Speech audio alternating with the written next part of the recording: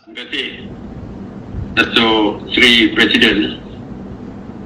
Pertamanya saya rasa seperti dibicarakan hari ini ada berbagai-bagai perkara yang dibangkitkan mengenai pelantikan ini.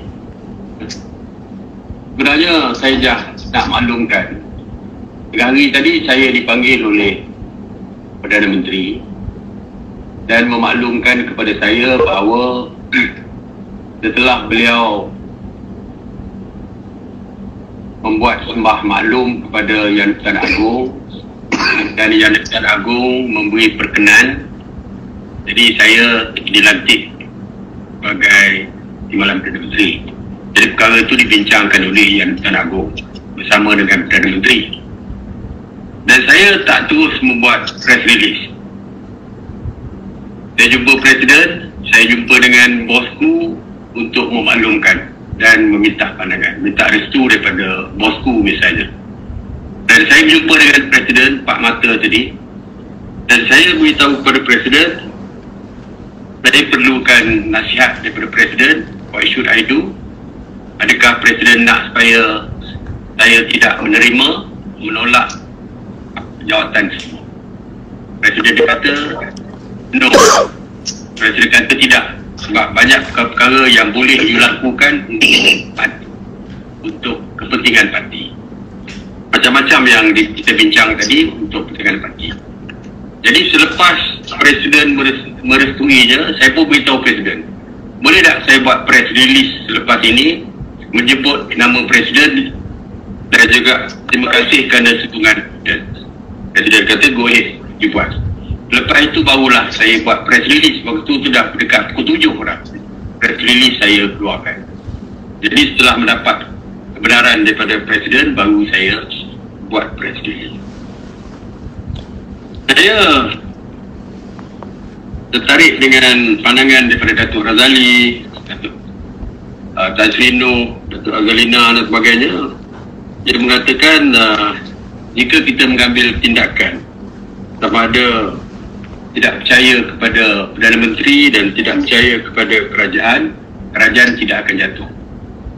Jadi apa yang kita lakukan mesti memberikan kesan dan keuntungan kepada kita.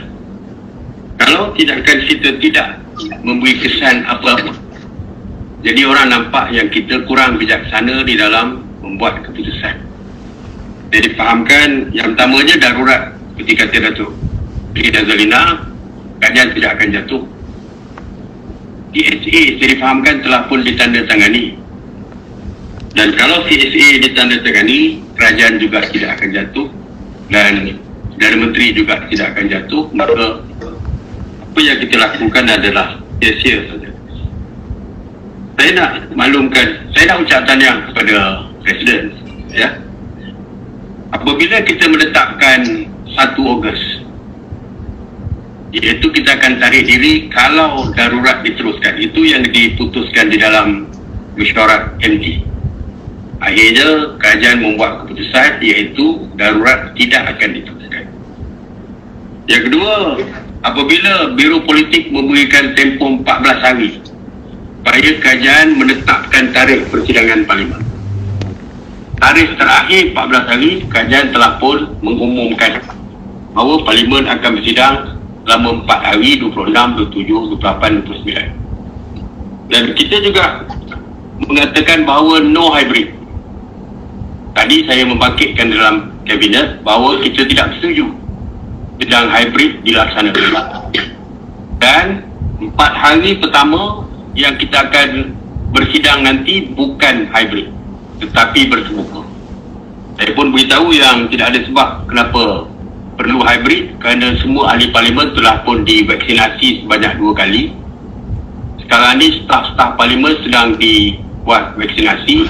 Jadi sewaktu Parlimen bersidang nanti, semuanya sudah divaksinasi 2 kali, jadi tidak ada sebab kenapa hybrid.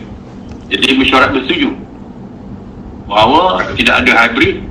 Cuma hybrid itu sebagai standby saja supaya ada peraturan tentang hybrid. In case kalau in future, in case kalau Parlimen tidak boleh bersidang kerana COVID dan sebagainya yang lebih teruk daripada sekarang, kita pun tidak tahu. Because walaupun 2 kali vaksinasi, kalau dengan new variant ini macam-macam boleh berlaku. Jadi tujuan dia adalah untuk standby saja. Dan dia punya juga akan dibahaskan di dalam parlimen dan kita boleh tidak bersetuju dengan carangan yang dibuat oleh kerajaan. Itu juga dengan debate mengenai ordinan darurat. Apa pun yang kita lakukan malam ini mestilah tidak memecah belahkan parti. Yes. Parti mesti intact. Parti mesti kekal. Saya dah berjumpa dengan Datuk Seri Presiden 2 kali di yayasan beliau, hari Sabtu dan hari Ahad, 2 malam turut-turut, dan memaklumkan bahawa apa pun yang kita lakukan jangan sampai parti berpecah. Yes, malam ini kita dah buat keputusan. Apa pun keputusan, dan mesti dipatuhi oleh ahli parlimen. Dari segi keputusan sepatutnya dipatuhi. Datuk Nana tadi kata tak boleh ahli parlimen ni. Mana boleh, dia mesti ikut apa arahan. Tapi apa kata kalau ada di kalangan parlimen yang tidak bersetuju?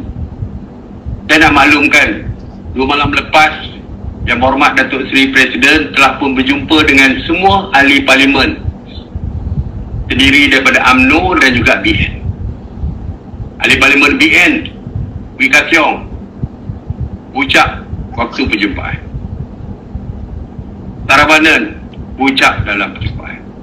Atta ucap dalam, yang mengatakan mereka kalau nak keluar sekarang tidak setuju. Begitu juga dengan ahli parlimen UMNO yang lain.